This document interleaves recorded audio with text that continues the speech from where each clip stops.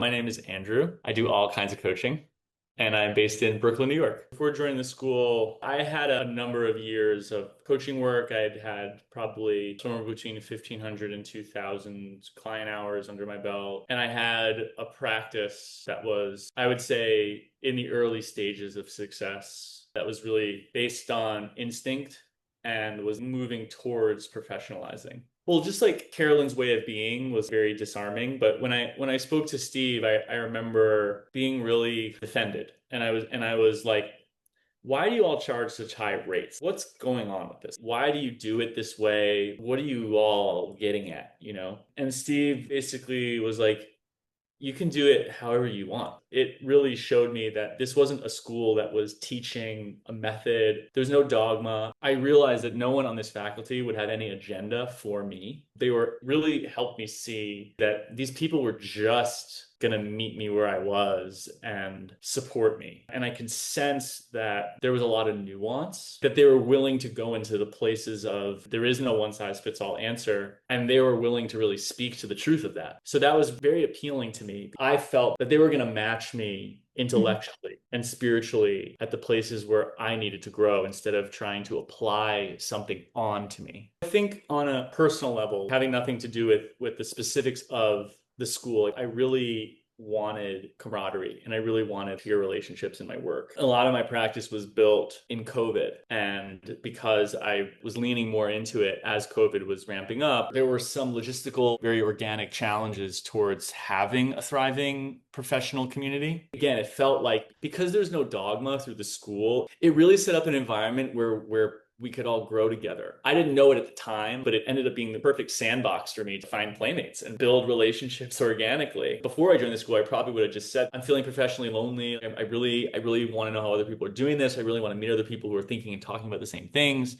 And then once I got into the experience, I really started to see like, oh wow, this is actually a place that does facilitate organic connection and friendship. I have friends from the school. Carolyn is hilarious, and she's very open about her own flaws and she can be delightfully self-deprecating. And also she makes fun of other people too, which I love. Because the leadership is like that and then also the vulnerability of the faculty, it kind of created a it flattened the hierarchy. People imitate their leadership, whether they realize it or not. So when there's a dogmatic structure where one person's more advanced than another, or one leader has the information and other people don't have the information, there can sort of be, an unconscious social climbing situation. So because Carolyn's, making fun of herself, making fun of other people, sharing messy details of where she messed up, other faculty are doing the same, it kind of like erased any sense of competitiveness or clickiness that could arise in spaces like that. So the leadership really set the stage for that. And then part of what we're really modeling, what Carolyn and the faculty are modeling, but then what we're really each of us in our own way being taught and then practicing is a spirit of generosity, a genuine generosity of spirit. That is what we are all finding our relationship to and self-expression in. So because of that, it just creates an open door. I got to pick people's brains. I got to get to know people. I got to feel valuable because people were asking me for information. It was just really like a true village, One of the things that contributes to the safety of the whole space. Carolyn's not afraid to talk about like, let's all get money. It's not treated as the god of all things, nor is it treated as a bad thing. And I think she helped me be, and all of us, celebrate each other in making money. That was also very helpful for me because someone can hear a service-based approach and they can be like, all right, here we go. Someone lecturing me about the value of service. I'm going to end up, as one of my clients likes to say, I'm going to end up living in a surf shack by the beach, No, we're doing this because it's the best way to build a sustainable practice that deeply impacts people, that's enjoyable and sustainable for us over a lifetime. There's like a practicality to that Carolyn and everyone in the school is quite grounded in. I think that's really actually important to say because it's not just service for the sake of it, which took me some time to understand. I think might be helpful for others. Someone who I had a connection call with, he came back to me like a year and a half later, was like, hey, I'm starting a coaching practice. I'm in a career transition. So we set up a time. He just came over. We talked for an hour. He is a genuine prospective client and he was curious about learning more about my practice. So we decided to set up an enrollment call. The way I framed it for him is I said, like, what I'd like to offer you is a month of coaching. So we'll do 2 calls. And also I want you to message me as much as you want. I want you to have the full experience of, being a client. And he looked at me and he was like, wait, isn't that too much? Because he's earlier on in his practice. His rates are like $30 an hour, $75 an hour. He's made a lot of money in other parts of his life. He understands how to be a professional, but he's just getting started in this. So he doesn't really understand it. And I looked at him and I was like, well, to be a coach is to be generous. And then I also said, how much would you need to trust someone to pay them $10,000? And he was like, I'll take the month. Because it serves the process and it serves him. So I think that's like a good example of the kind of generosity that the school helped me learn.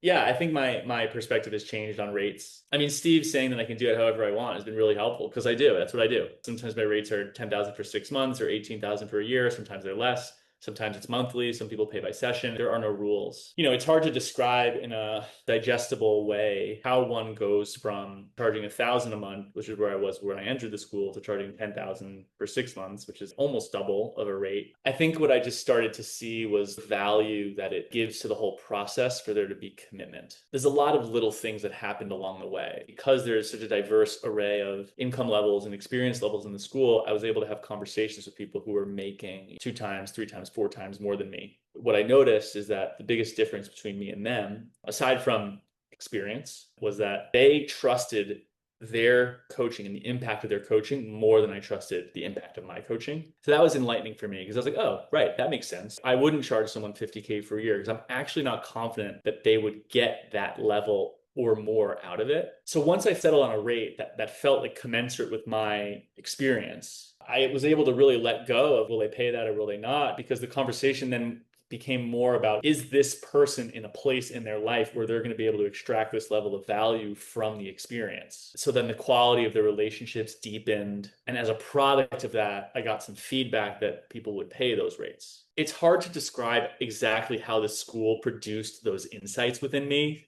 I realized that what I just shared was my own path, not so much what the school did to make that happen. But I think that's a good example of what's available from that kind of environment. Carolyn was seeing it, but I wasn't seeing it yet in myself. So it was hard. I would dread those calls. I'd be like, oh my God, am I enough? Am I doing it right? Am I providing enough value? There'd be a big sense of nervousness. But because I had the support of everyone in the school, I could ask questions as to what was going on with my clients and check in with what was going on with myself. And also, I was getting new material from the school. Some of it was applicable to my client relationship, so it widened my skill set. So it ended up being great. And it was through the support of Carolyn and the community that I was able to see a bigger vision. And then the community supported me as I took risks to grow into what Carolyn saw for me. There were moments on the mic where I was really caught up in my own stuff and I could see people like rolling their eyes in the audience and I could feel it. And I'm just like, yeah, I'm rolling my eyes at myself, but like, this is what I need because I can't get over myself in this moment, to be able to see that. And they're all recorded so I can watch the train wreck back, over and over again. And sometimes that would have to get on stage and speak that. And then there'd be shame that would arise afterwards. Like I said the wrong thing or did the wrong thing, but that's the fact that was so not true, right? That I was so obviously not being judged by this space really showed me that shame was coming from inside of me. So it presented really amazing learning opportunities that I got to process with my coach, which were great. So if you're watching this, prepare to judge people, judge yourself, work through those, grow. My first year of school is when I went from the minor leagues to the major leagues, that's how I think about it. And also that first year, I think I needed to earn, I was living in an expensive apartment in New York City and paying for my own health insurance, funding my own retirement. There was a certain amount that I needed to earn. I didn't have the luxury of having a year where I figure it out and like go into all this debt and then I'll like make it back later. It's, I don't know, just solidified me, helped me feel more confident. There's no better place to learn how to create clients. It's an incredibly strong community of coaches. And you're going to become a better coach. It is geared more towards people who are earlier on in their entrepreneurial career. So if someone already knows how to be an entrepreneur, but they're really looking to explicitly spiritual development, I probably wouldn't send them to Carolyn's school. I would send them to USM, or somewhere else, or to work with Carolyn directly, or someone on faculty directly. Because I do think that any of the people that she brings together on faculty would be good supports if someone explicitly wanted to focus spiritually and have business be like more of a secondary or tertiary component. So for people for whom they want to learn how to create clients, they want to do it in a service-based way, they want community, they're still getting their legs under them confidence-wise, entrepreneurially, or if they just want to experience how a master coach runs things, because Carolyn is masterful and the people that she brings together and puts in front of you are also masterful, then yeah, I'm incredibly grateful for the amount of love and patience that Carolyn and everyone in the school afforded me over the last 3 years. And I really do feel like there was a lot that I was emerging from inside of that experience. There was a lot I was processing in the midst of that experience. And people really held me with a lot of love and a lot of patience and a lot of grace. The sort of fractals of that were modeled for me in all the different ways really helped me be more generous and loving with myself and my clients. I really do feel like these people raised me in very substantial ways, especially we're talking about me going into business for myself. Yeah, I credit the village for loving on me and making me who I am. And I'm deeply, deeply grateful. Couldn't have done it without them.